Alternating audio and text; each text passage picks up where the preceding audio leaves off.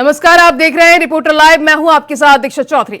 Reporter live में हम अपने तमाम संवाददाताओं से लेंगे दिन भर की बड़ी खबरों की जानकारी। तो चलिए शुरुआत करते हैं रिपोर्टर लाइव की। पीएम मोदी की तेलंगाना को 6100 करोड़ रुपए की सौगात दी है। इस दौरान उन्होंने विपक्ष पर जमकर निशाना साधा है। हमारी सहयोगी ये रिपोर्ट देखिए। प्रधानमंत्री नरेंद्र मोदी तेलंगाना के बारनौल पहुंचे, जहां उन्होंने रैली को संबोधित किया। इस दौरान तेलंगाना आए प्रधानमंत्री मोदी ने केसीआर सरकार को निशाने पर लिया।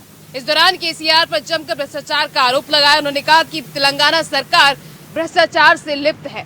इसके साथ ही उन्होंने कहा कि सरकार ने किसानों के वादे को पूरा नहीं किया, जिसके चलते जनता उनसे नाराज है। इसके साथ ही उन्होंने कहा कि तेलंगाना सरकार ने 4 काम किए हैं। पहला काम पीएम मोदी और बीजेपी को गाली देना। दूसरा काम उन्होंने कहा कि एक परिवार को सत्ता पर काबिज करवाना। और तीसरा काम उन्होंने कहा कि राज्य सरकार को पूरी तरह से भ्रष्टाचार में डुबो देना। इसके साथ ही उन्होंने कहा कि चौथा काम केसीआर की सरकार ने भ्रष्टाचार को लेकर राज्य में लगातार बढ़ रहे विकास को लेकर उन्होंने कहा कि भ्रष्टाचार के चलते राज्य में विकास बिल्कुल ठप हो गया है। तो इस दौरान प्रधानमंत्री नरेंद्र मोदी ने केसीआर सरकार पर जमकर निशाना साधा। इसके साथ ही पीएम मोदी ने कहा कि हम युवाओं की नौकरियों के लिए लगातार मैन्युफैक्चरिंग कर रहे हैं। देश में कई तरह के विकास किए जा रहे हैं ताकि लोगों को रोजगार मिल सके। लेकिन केसीआर सरकार ने युवाओं के लिए क्या किया? इसके साथ ही उन्होंने कांग्रेस पर भी निशाना साधा। उन्होंने कहा कि एक पार्टी लगातार परिवारवाद के नाम पर लगातार सत्ता पर काबिज है, लेकिन वहीं इसी तरह पे तेलंगाना सरकार भी लगातार लोगों के साथ धोखाधड़ी कर रही है, लोगों की जनता के साथ धोखा कर रही है और लगातार हर एक पार्टी राज्य में भ्रष्टाचार से लिप्त है। इसके साथ ही उन्होंने तेलंगाना सरकार को सबसे भ्रष्ट पार्टी बताया। कैमरामैन निक्की के साथ दीक्षा चौधरी, इंडिया वॉइस। पश्चिम बंगाल में शनिवार को पंचायत चुनाव के लिए मतदान किया गया। इस दौरान भारी संख्या में लोगों ने इसमें हिस्सा लिया। हमारी सहयोगी जूही सिंह की रिपोर्ट देखिए। पश्चिम बंगाल में जो है पंचायत चुनाव का दौर जारी है। वहीं दूसरी ओर राज्य से हिंसा की खबर सामने आ रही है। बीते 24 घंटे में अगर बात करें तो 10 लोगों की मौत होने की खबर सामने आई है, जिसमें बीजेपी, टीएमसी और सीपीएम के कार्यकर्ताओं के नाम शामिल है। इस तरह के जो तमाम हिंसात्मक चीजें हैं वो सरकार पर भी कई तरह के सवाल खड़े करती है। आपको बता दें कि कहीं बैलेट पेपर जो है वो बैलेट पेपर फाड़कर जो है लोग फेंक रहे हैं। इसके अलावा लोग उठाकर बॉक्स को लेकर भाग जा रहे हैं, तो कहीं बूथ से जो है वोटरों को भगा दिया जा रहा है। गौर करने वाली बात यह है कि यह चुनाव केंद्रीय बलों की निगरानी में हो रहा है और उसके बावजूद भी हिंसा थम नहीं रही। राज्य की 63,228 ग्राम पंचायत सीटों पर 60,000 से अधिक केंद्रीय जवान तैनात हैं। कई जगहों पर आगजनी, हिंसा, गोलाबारी और बमबारी की तस्वीरें जो है वो सामने आई है। इसके वीडियोस भी देखने को मिल रहे हैं। कूच बिहार में मतदान केंद्र में सामान छीनकर आग लगा दी गई। पश्चिम बंगाल में पंचायत चुनाव से पहले पिछले कुछ दिनों में मुर्शिदाबाद, उत्तर 24 परगना, दक्षिण 24 परगना, उत्तर दिनाजपुर, मालदा और कूच बिहार जैसे कई जिलों में जो है हिंसा की कई घटनाएं जो है वो देखने को मिली है। ऐसे में राज्य में त्रिस्तरीय पंचायत चुनाव के लिए मतदान बेहद चुनौतीपूर्ण हो गई है। नंदीग्राम ब्लॉक 1 के रेजिडेंट्स ने टीएमसी पर बूथ कैप्चर करने का आरोप लगाते हुए इलेक्शन का बायकॉट किया है। लोगों का कहना है कि मोहम्मदपुर के 67 और 68 बूथ पोल पर जो है सेंटर फोर्स की तैनाती की जाए। जब तक फोर्स की तैनाती नहीं होती है वो मतदान नहीं करेंगे। आपको बता दें तमाम तरह के जो है फोर्स यहाँ तैनात किए गए हैं राज्य भर में, लेकिन बावजूद इसके कई तरह के हिंसात्मक वारदात जो है वो सामने आई है। कैमरामैन निकी के साथ मैं जूही, इंडिया वॉइस।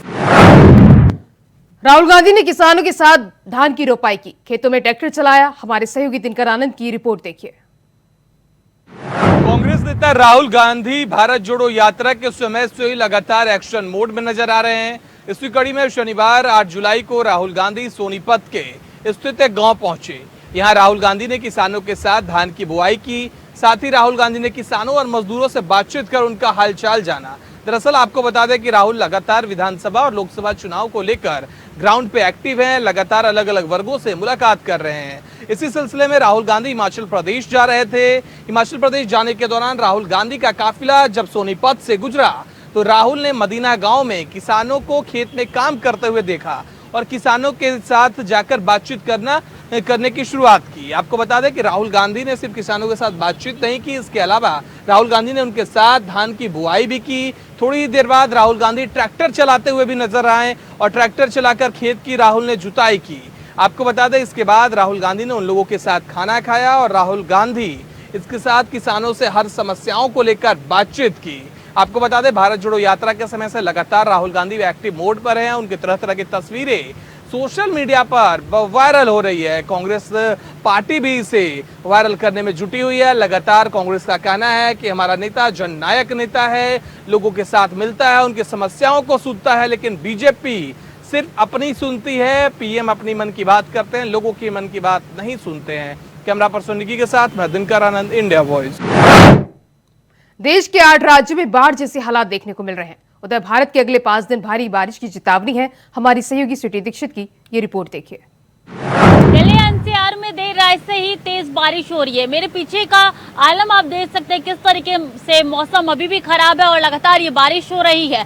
और सिर्फ दिल्ली एनसीआर में नहीं बल्कि यूपी के कई ऐसे जिले हैं जहां पे लगातार बारिश हो रही है। बारिश की वजह से बता दें कि दिल्ली के कई ऐसे इलाके हैं, चाहे कर्तव्य पथ की बात की जाए या कनॉट प्लेस की बात की जाए, हर जगह जलमग्न हो चुका है। और आलम यह है कि कई घरों में पानी भी घुस चुका है। सिर्फ इतना ही नहीं, बता दें पहाड़ी क्षेत्रों में तो और ज्यादा बुरा हाल है। लैंडस्लाइड की घटनाएं लगातार निकल के सामने आ रही है। कई ऐसी घर है जहां पे जलमग्न वो घर हो चुके हैं। कई लोगों को दिक्कतों का सामना करना पड़ रहा है। और बता दें कि दिल्ली एनसीआर में खासकर बात की तो सुबह सवेरे से लोग जो ऑफिस के लिए निकले हैं उनको काफी परेशानियों का सामना करना पड़ रहा है। ऐसे में आईएमडी की माने तो ये बारिश लगातार कई दिनों तक हो सकती है। ऑरेंज अलर्ट भी जारी किया गया। इससे पहले भी कई बार इस तरीके की बारिश लगातार हुई और ऐसे में आईएमडी ने ऑरेंज अलर्ट जारी किया था। और उत्तराखंड की बात की जाए तो लगातार बारिश वहां भी हो रही है। धाराचूला में भी लगातार लैंडस्लाइड हो रही है। तो कई ऐसी सड़कें हैं जो कि बंद हो चुकी है, उनको हटाने का काम लगातार जारी है। अब देखना होगा कि बारिश कब तक लोगों के सामने परेशानी बन के खड़ी होती है, क्योंकि आलम यह है कि लगातार बारिश के कारण कई इलाकों में जल भराव हो गया है। सड़कें जो है वो त्रस्त नजर आ रही है। और ये बारिश जो है नगर निगम की पोल खोलते हुए नजर आ रहा है। ये मानसून की पहली बारिश है और इसी बारिश ने नगर निगम की पोल खुल चुकी है कि किस तरीके से उनकी तैयारी थी। और ऐसे में देखिए कि कई नाली भी जो है वो उफान पे है, नदियां भी उफान पे है। और कई सवाल जो है वो प्रशासन पे खड़े हो रहे हैं कि बारिश को देखते हुए आखिरकार उनको तैयारी क्यों नहीं पहले से की गई। और इस तरीके की तस्वीरें जो निकल के सामने आ रही है वो लगातार कई दिनों तक जारी रहेगी, क्योंकि बारिश आलम बहुत दिनों तक चलने वाला है। कैमरा पर्सन निकी के साथ स्वीटी दीक्षित, इंडिया वॉइस। प्रयागराज में 2025 के महाकुंभ के लिए प्रशासन साधु संतों के बीच हुई बैठक। किन किन मुद्दों को लेकर ये बैठक हुई बता रहे हमारे संवाददाता शोएब रिजवी। संगम नगरी प्रयागराज में 2025 में जो कुंभ होने वाला है उसको लेकर के अब बैठकों का दौर शुरू हो गया, जिसकी आज बाकायदा शुरुआत हुई। आज की जो बैठक है वो मंडलायुक्त के नेतृत्व में तमाम प्रशासनिक अधिकारियों की मौजूदगी में साधु संत जो पूरे देश के हैं उनके साथ के बैठक आयोजित की गई। इसमें 13 अखाड़ों से जुड़े तमाम साधु संत शामिल हुए। इस बीच में उन तमाम विषयों पर चर्चा की गई। जब कुंभ आयोजित होगा तो उसकी किस तरह से व्यवस्था की जाएगी, साधु संतों की किस तरह की इच्छाएं हैं, साधु संतों की क्या डिमांड है, इसको जानने के लिए प्रशासनिक अमला वहां पे मौजूद रहा।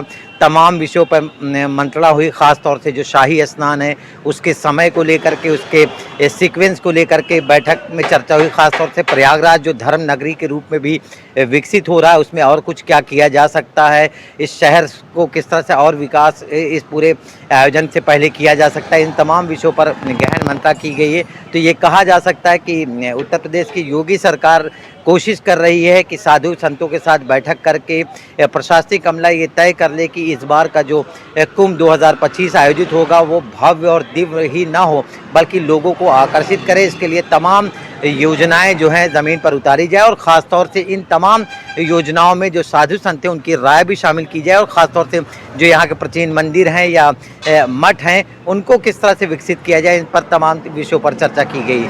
Shoaib Rizvi, India voice, Prayagraj. बदायूं में डिलीवरी के दौरान नवजात शिशु की मौत होने की वजह से सामुदायिक स्वास्थ्य केंद्र पर लापरवाही का आरोप लगा है। क्या है पूरा मामला, बता रहे हमारे संवाददाता सतीश सक्सेना। इस वक्त हम खड़े हैं बदायूं जिले के दातागंज समुदाय स्वास्थ्य केंद्र पर। आपको बता दें कि यहाँ पर एक शाम के लिए कल एक जच्चा बच्चा आया हुआ था, जहाँ पर प्रसूता की डिलीवरी के नाम पर यहाँ पर जो स्टाफ नर्स हैं उन्होंने उनसे परिजनों से उनके पैसों की मांग की। उसमें पैसे भी बताए जा रहे हैं। परिजनों का आरोप है कि उन्होंने 2700 रुपये उनसे लिए भी थे, जिसके बाद उन्होंने उस महिला की डिलीवरी की थी। डिलीवरी के दौरान उस जो नवजात शिशु था उसकी मौत भी हो गई। वहीं इस बात की सूचना जब परिजनों को मिली तो परिजनों ने हंगामा काटा।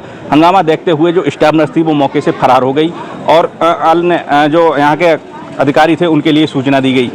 उन लोगों ने आकर परिजनों को शांत कराया। अब देखने वाली बात होगी कि इस तरीके का जो पैसे का खेल चल रहा है समुदाय स्वास्थ्य केंद्र दातागंज पे, वो कब तक चलता रहेगा।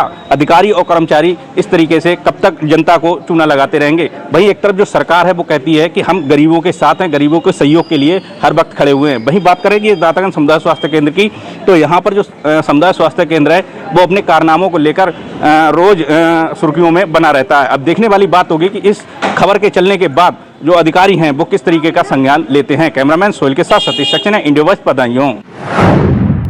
बरेली में तेज रफ्तार का कहर लगातार जारी है। क्या है ताजा मामला, बता रहे हमारे सहयोगी सनी गोस्वामी। बरेली के थाना मीरगंज में एक सड़क हादसा हो गया। आपको बता दें सड़क हादसा हुआ है जिसमें लेकर परिवार पूरा सदमे में है। आपको बता दें कि ये मीरगंज थाना क्षेत्र का एक गांव पड़ता है जहां से लड़का नई स्कूटी बताई जा रही है, उसकी नई स्कूटी थी, वो स्कूटी से आ रहा था, नगर में दवाई लेने आ रहा था। दवाई लेकर जैसे ही वो वापसी जा रहा था, बताया जा रहा है जैसे ही रास्ते में वो अपने गाँव के पास पहुंचा था, पीछे से आ रहे एक ट्रैक्टर ट्रॉली ने उसके टक्कर मार दी। ये बताया जा रहा था बहुत तेज उस स्पीड में था जो ट्रैक्टर ट्रॉली ने जिससे टक्कर मारी। और बताया जा रहा है जैसे ही ट्रैक्टर ट्रॉली की टक्कर लगी थी, उस लड़के की जो स्कूटी है वो स्कूटी सहित नीचे गिर जाता है, वहाँ पे गंभीर रूप से घायल हो जाता है। लोग जो होते हैं, जो गांव के प्रधान हैं, जो पास के गांव के प्रधान है, वो उन्हें लेकर जैसी स्वास्थ्य CSC में लेकर जाते हैं, वहीं उसकी रास्ते में ही मौत हो जाती है। और ये बताया जा रहा है खून अधिक बहने के कारण उसकी मौत हुई है। जैसे ही ये सूचना पुलिस को पता चलती है, पुलिस वाहन को जब्त कर लेता है जिसने टक्कर और आवश्यक कार्रवाई कर रही है। और यह बता दें कि शव को पंचनामा कर पोस्टमार्टम के लिए भेज दिया गया है। जैसे ही सूचना लड़के के परिवार वालों को पता चलती है, बताया जा रहा है कि उसके माता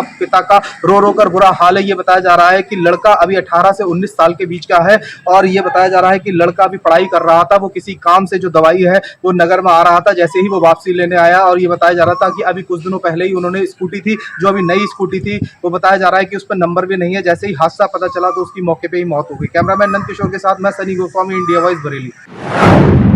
हमीरपुर से स्वास्थ्य विभाग की लापरवाही का वीडियो वायरल हो रहा है। क्या है पूरा मामला, बता रहे हमारे संवाददाता Rupesh Gupta.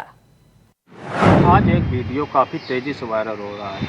Viral video Mouda CSC का है, जो कि वहां पर 2 लोग के चोट लग जाती है अचानक। इसके बाद वो मौके पर पहुंचते हैं अस्पताल और वहां पर डॉक्टरों का इंतज़ार करते हैं। डॉक्टर नहीं पहुंचते हैं तो वो जो व्यक्ति थे दोनों, वो अपने हाथ से स्वयं पट्टी बांधने लगते हैं और काफ़ी देर इंतज़ार करने के बाद भी नहीं पहुंचते हैं डॉक्टर, ना ही कंपाउंडर। बहुत ही बड़ी लापरवाही है जो मौदा CSC है। इसके बाद जो यहाँ का स्वास्थ्य विभाग देखते हैं उनके ऊपर कब तक कार्रवाई करता है। सबसे बड़ी चीज़ तो ये होगी, ये लापरवाही अक्सर सामने आती है अस्पतालों की। और किसी ने मौदा CSC का वीडियो वायरल किया है, जो 2 लोग गंभीर पहुंचे थे तो वो अपने हाथ स्वयं पट्टी बांध रहे थे। अब देखने वाली बात ये होगी कब इनके ऊपर कार्रवाई होती है। इंडिया वॉइस से रूपेश गुप्ता, हमीरपुर। हापुड़ में बंसल बीकानेर स्ट्रीट पर खाद्य विभाग ने की जांच। खबर की पूरी जानकारी दे रहे हमारे संवाददाता शक्ति ठाकुर। हापुड़ में खाद्य विभाग के अधिकारियों की हीला हवाली के चलते बेचा जा रहा है कॉकरोच वाला घेवर। जी हां, आपको बता दें बंसल बीकानेर स्वीट से मनीष नाम के एक ग्राहक ने घेवर खरीदा था और जब वो घेवर को लेकर अपने घर पहुंचा और जब घेवर को खाने की तैयारी की गई तो घेवर के अंदर एक मृत कॉकरोच निकला। जब इसकी शिकायत करने के लिए मनीष बंसल बीकानेर स्वीट पर पहुंचा तो वहां मौजूद कर्मचारियों से मनीष की तीखी नोकझोंक हो गई। इसके बाद मनीष ने खाद्य विभाग के अधिकारियों से इसकी शिकायत की और मौके पर खाद्य विभाग की टीम पहुंची और उसके बाद घेवर के सैंपल भरे गए हैं। आपको बता दें सावन का माह चल रहा है और लोगों में घेवर खाने का भी क्रेज चल रहा है, लेकिन खाद्य विभाग के अधिकारी हैं कि प्रतिष्ठित दुकानों पर कोई जांच नहीं करते हैं। शिकायत मिलने के बाद भी यहां जांच की गई है जिसमें ग्राहक को घेवर के अंदर कॉकरोच मिला है। वहीं खाद्य विभाग के अधिकारियों का कहना है कि घेवर के सैंपल ले लिए गए हैं और जांच के लिए आगे भेजे जा रहे हैं। सैंपल की रिपोर्ट आने के बाद दुकान के खिलाफ कार्रवाई की जाएगी। अब देखने वाली बात होगी कि कब तक सैंपल की जांच रिपोर्ट आती है और कॉकरोच वाला घेवर बेचने वाले बीकानेर बंसल स्वीट पर कब तक कोई कार्रवाई हो पाती है। कैमरामैन संजय कश्यप के साथ इंडिया वॉइस के लिए हापुड़ से शक्ति ठाकुर। तो फिलहाल रिपोर्टर लाइव में बस आज के लिए इतना ही। कल फिर मुलाकात होगी। नमस्कार।